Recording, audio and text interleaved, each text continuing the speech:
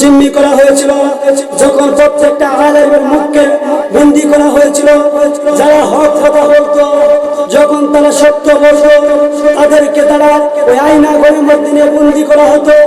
এমন এক করুণ অবস্থায় বাংলাদেশের মধ্যে যখন স্কুল ভার্সিটি কলেজের ছাত্র বন্ধুরা গর্জে উঠেছে, তখনই বাংলাদেশের থেকে স্বৈরাচার ফেরাতে বাধ্য হয়েছে। আমার দুঃখের বিষয়, এখনো আমার ভাই আবু সাইদের রক্তের গন্ধ এখনো নাক থেকে যায়নি।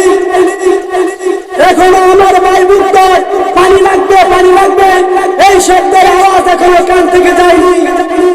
এরপরও বাংলাদেশের মধ্যে দ্বিতীয় স্বাধীনতা নিয়ে আবার নীল নকশা বাংলাদেশে আনতে চায়, বাংলাদেশে আবার নীল নকশা বাস্তবায়ন করতে চায়। মনে রাখবে